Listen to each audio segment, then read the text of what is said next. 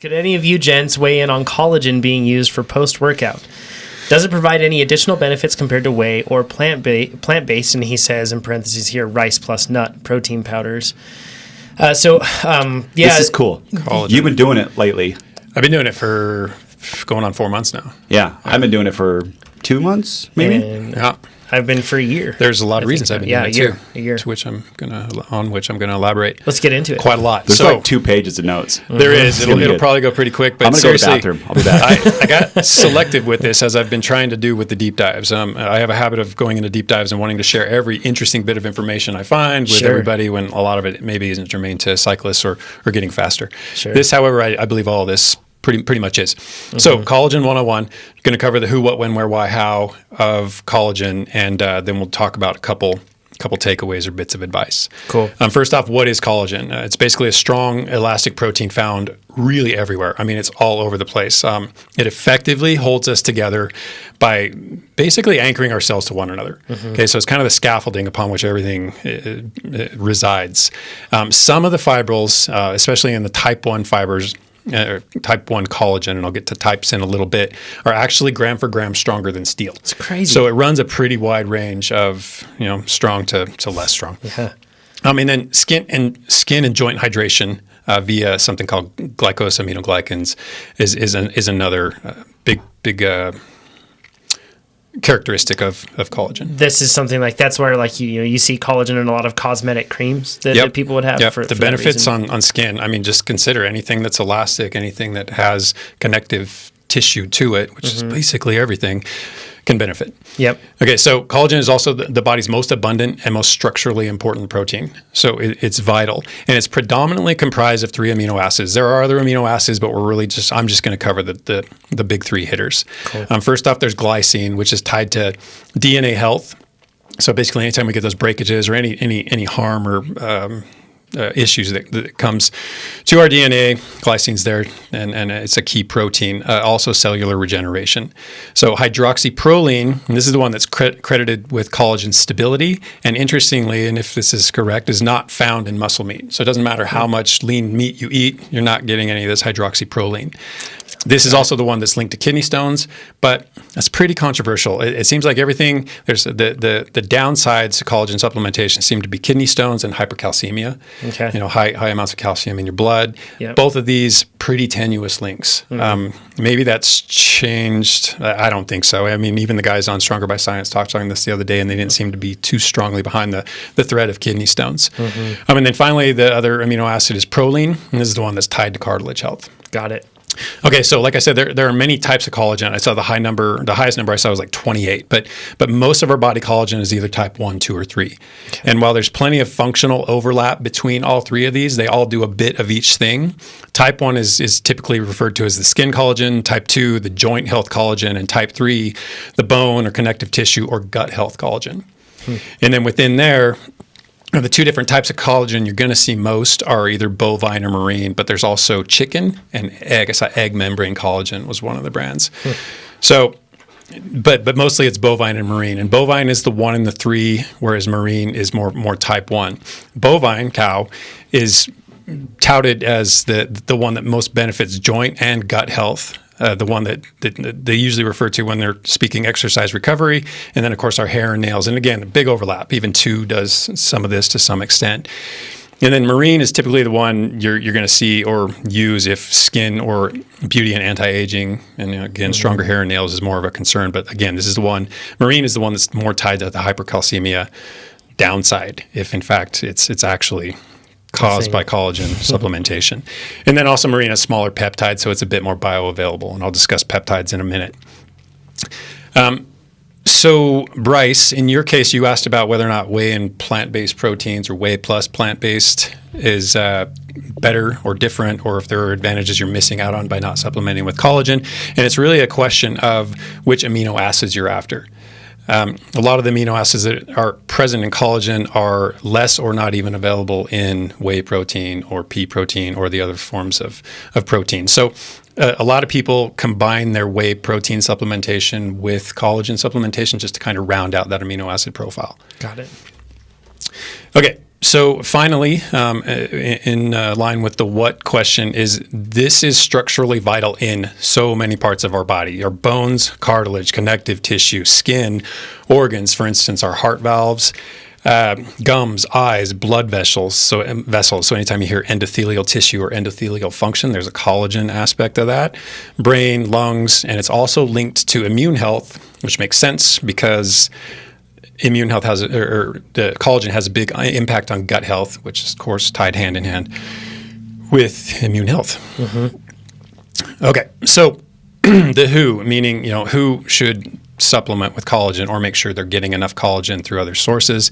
Everybody, especially if you're on a Western diet or a standard American diet, acronym SAD, aptly so, because it's sorely deficient in this sort of thing. We don't eat the sort of things that we used to that would naturally introduce collagen into our diet. So supplementation often makes sense, especially as we age and as our collagen breaks down. This is what leads to the sagging and wrinkling skins, wounds that don't heal as well, joints that are constantly achy. Mm-hmm. So there's really nobody who probably wouldn't benefit from extra collagen in their diet. What? Sorry, missed part of this. But what about bovine and marine?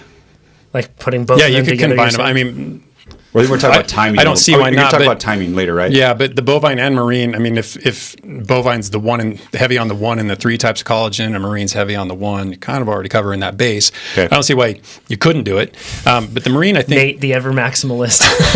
Why not? Just get them all. Okay, so then the why. Basically, the why of supplementation or more collagen is to support collagen synthesis in the face of our body's declining ability to do it on its own. Mm-hmm. So, and damage that comes from a number of things. Smoking, don't need to go any further than that. I mean, smoking is harmful on a lot of levels, but it's also very harmful to your collagen. UV exposure, should be pretty evident considering, skin. And then sugar, and I'll talk about this a little while later because it's not just sugar in general, it's sugar in a particular way. It's beneficial to digestive health, in particular the glycine and the proline. Strengthens the tight junctions in our small intestines. So anytime we can improve that level of permeability, you avoid things like leaky gut syndrome, sort of thing. So let's just call it gut health. And then restful sleep. One of those amino acids, glycine, favors apparently the deep sleep cycle of our sleep cycles. Mm-hmm. So that's kind of cool. Cool. Okay, the how. So how do we get collagen into our bodies? And there's really 2 mechanisms. I mean, either way, we're going to eat it, we're going to ingest it, but we can either get it dietarily or we can get it via supplementation. Dietarily, the big hitters these days are the buzzy term is bone broth or bone gelatin. And you don't really even need to draw a distinction between those 2 things because they're basically the same thing. Yeah. I mean, you put bone broth in the fridge, process. It's going to be gelatin. Yep. It gets cold.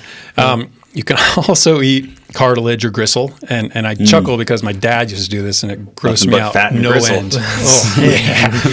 And it makes a horrible noise when you chew it too. That's gross thinking about that. Yeah. You can either eat or cook your meat on the bone. So meat eaten straight from the bone. Either way, the bone's involved in the cooking process. Therefore, some of the collagen can actually make its way into the meat you're eating. Like ossobuco or something like that. Yeah, or just meat on the bone. I mean, rather than a chicken breast, actually eat a chicken breast with the bone in it. Sure. Or boneless chicken breast.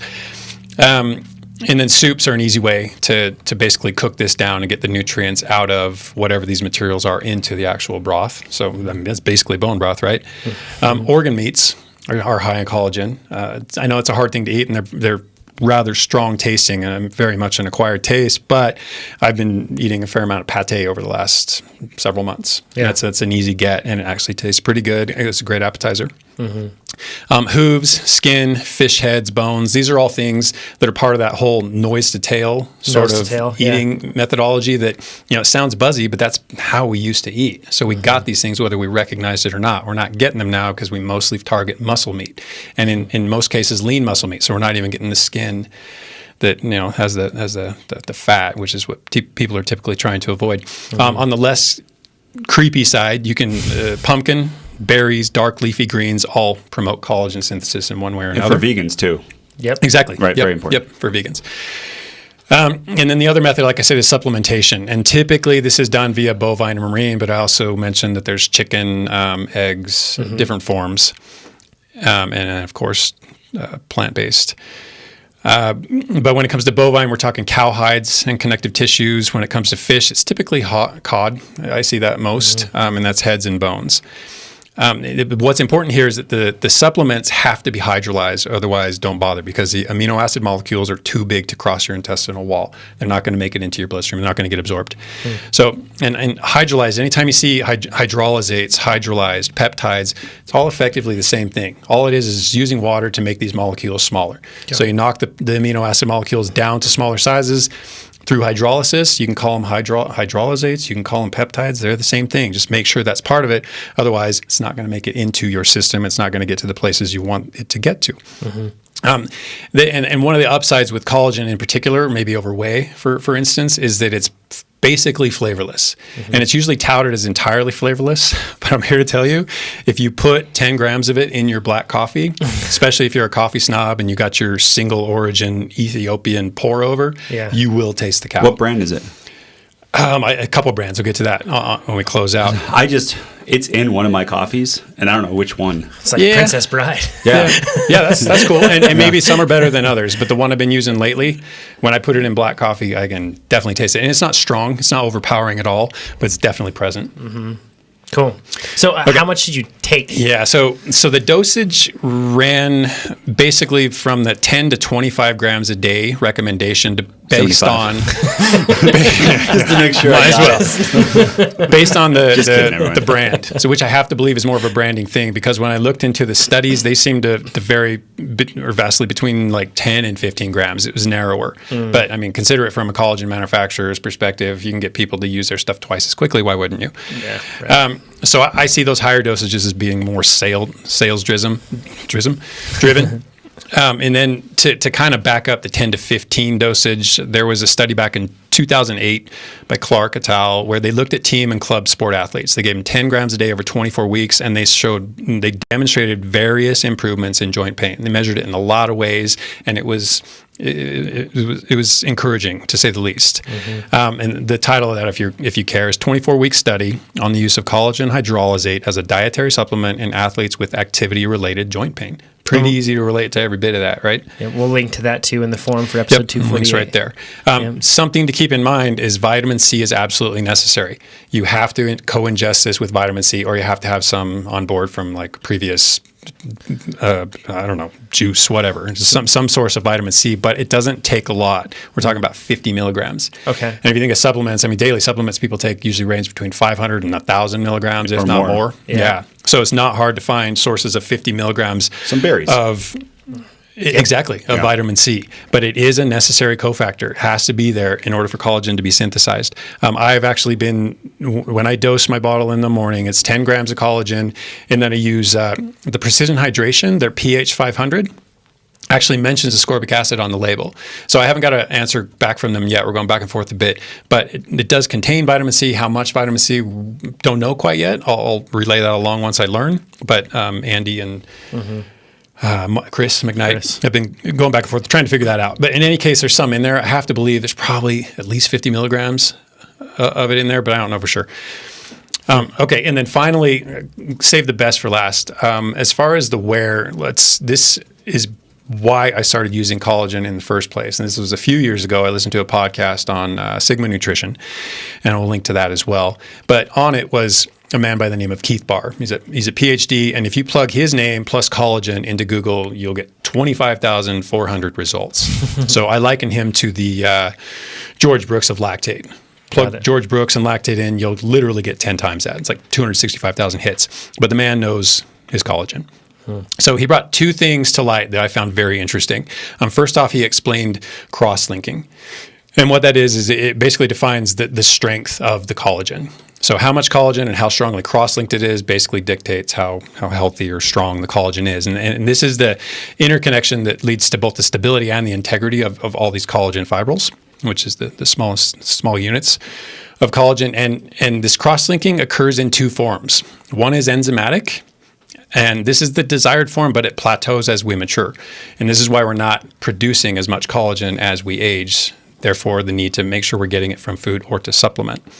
And then there's the non-enzymatic. And this is what I touched on earlier when I talked about sugar being bad for our collagen, is that this type of cross-linking continues to stiffen the collagen as we age. So, and we can all relate to this to some extent.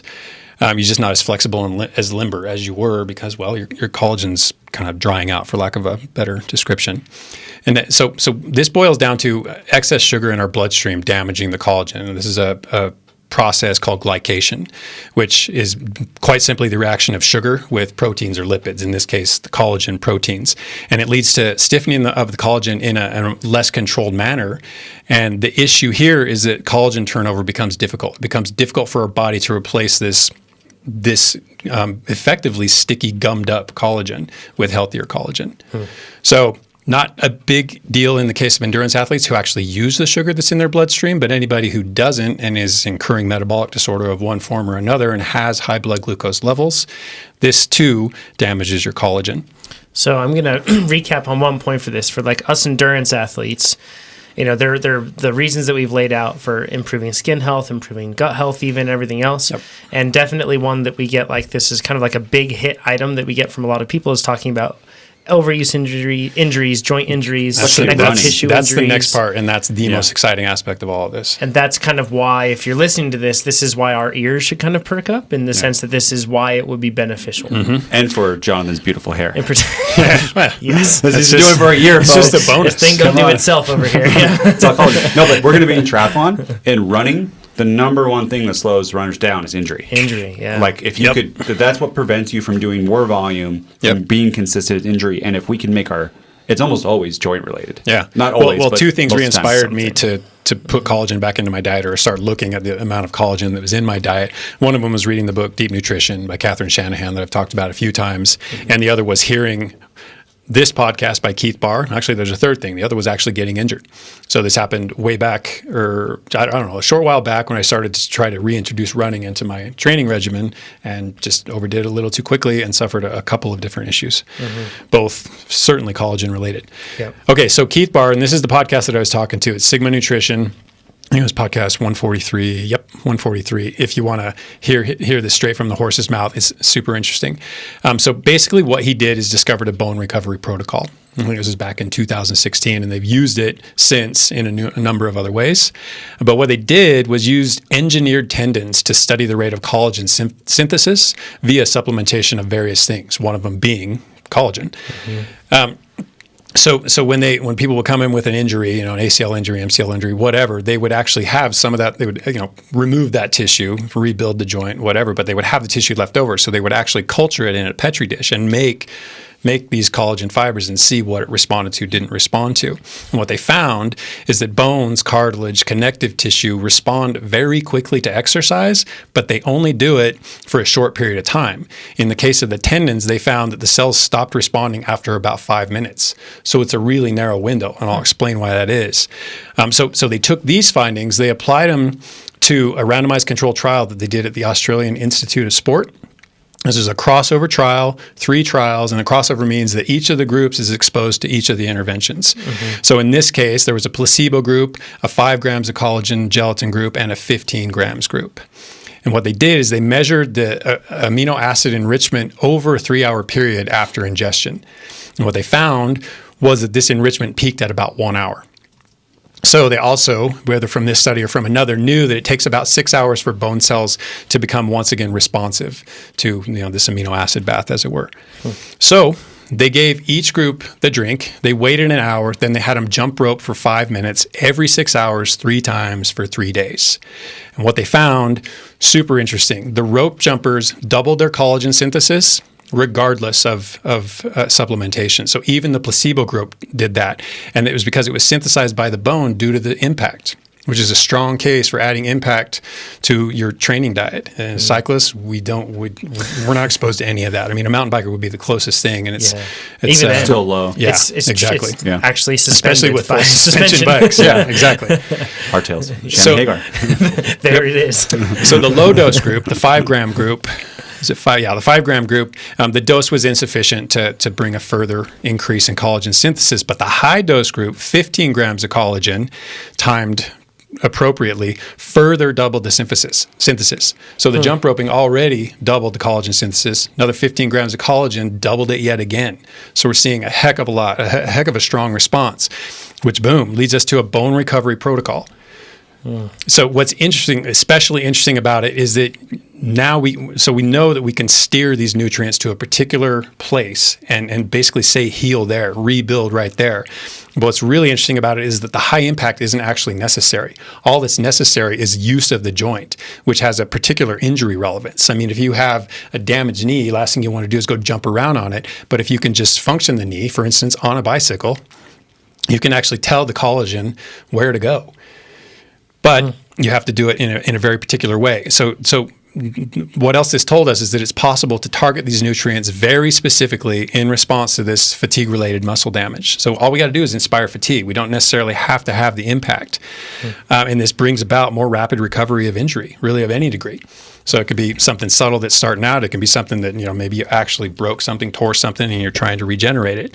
But it has to be timed really specifically because the blood flow to these connective tissues and cartilage is tricky at best. They're avascular tissue. They're not, piped full of blood vessels like our muscles are. They're more sponge-like. In that when we use them, they kind of compress and squeeze out, I'm guessing synovial fluid, and then when they re-expand, that fluid's sucked back in along with any nutrients that go with it.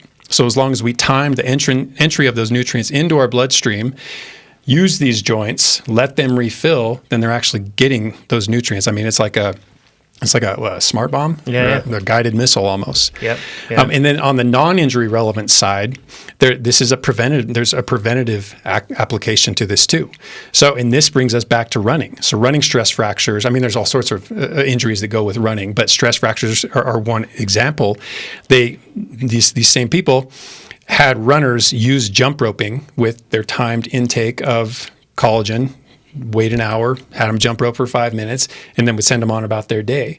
And saw, I don't remember the statistics, but a noticeable increase in the prevalence of injuries related to running.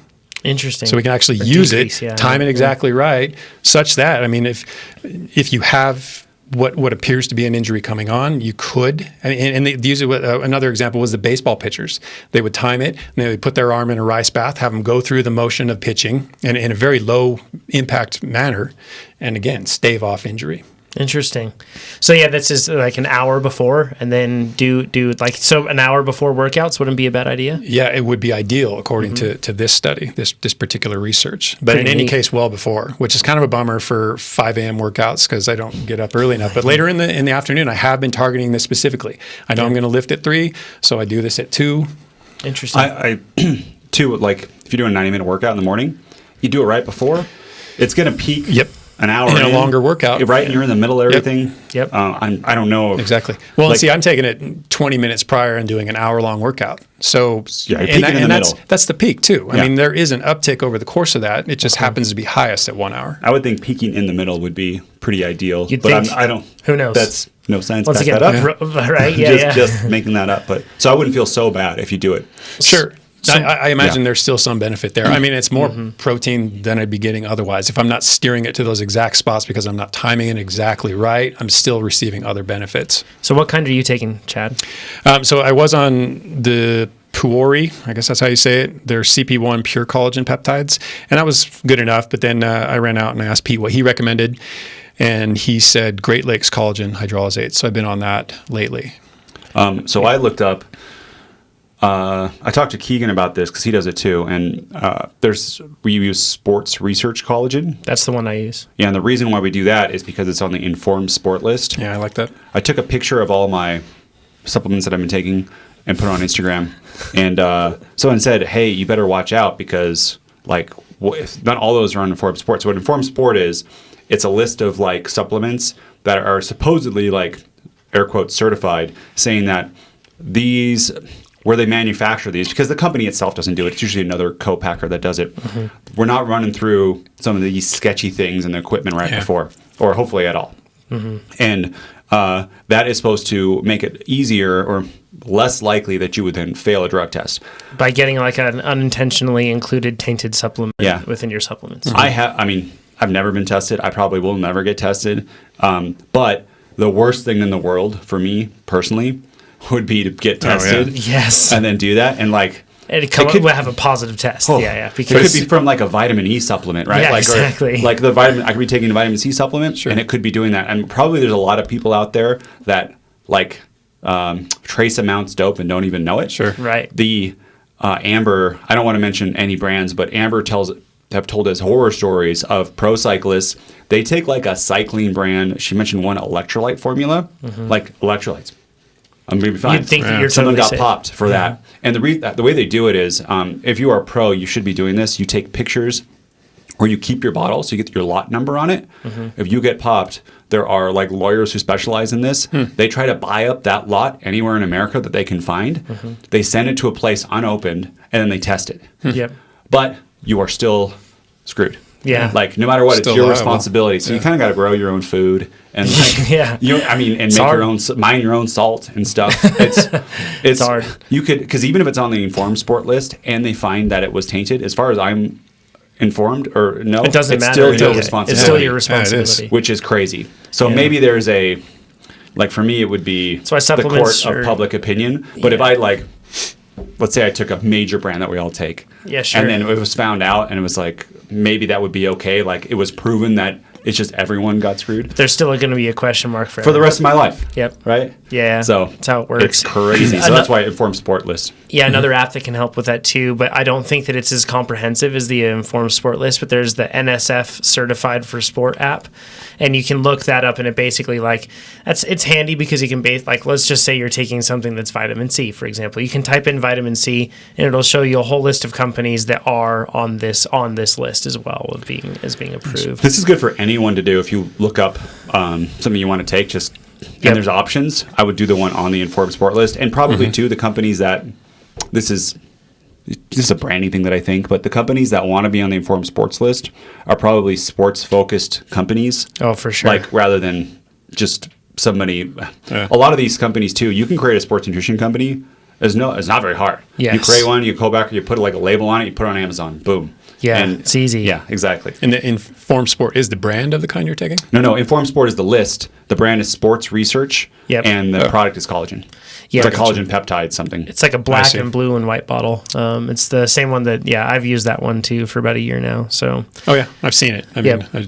but again, I didn't know yeah, why I would choose any one over the other. we're gonna jump into Well, if you win a national championship. Well, and that goes for you get too. I mean, tested. if someday you do So everyone gets a flag. podium at nationals, Yeah. no, I'm just someday. Yeah. Sure. 75. Keep hope alive, Nate. I mean, say it happens and you get pulled in, you will get tested. Yep. Yep. So yeah, And know you can, and any of us at any point in any USAC organized event could be tested. It's Even out of competition. out of competition, so it's not as if anybody. though is- unlikely, it's Yes. still possible. Exactly. Yeah. Yeah. If you're just like a nobody and you're getting tested, chances are there's been some sort of lead on you. So you know. Yeah, exactly. But even your multivitamin, you think like, I don't even know if one a day is on it. but, like, Multivitamin just sounds like sketchy waters to me. but you don't. I mean, Russian things roulette, that you right? would Just think. like, yeah. You're like, this is not. Yes, you'd think this does it not would have be a- anabolic steroids in it. You never know. You never. Nothing performance Crazy. enhancing. Yeah. If you like that video, you should subscribe to our channel. There's more where that came from. And even like the video down below with a thumbs up or leave us a comment. If you want to see race analysis videos, click right over here. And if you want to get your coaching questions answered, click over here. And if you want to become a faster cyclist, head over to TrainerRoad.com. It works. Trust us. Just trust us. We guarantee it. Oh, yeah. Or your money back. It's true. Take us up on it.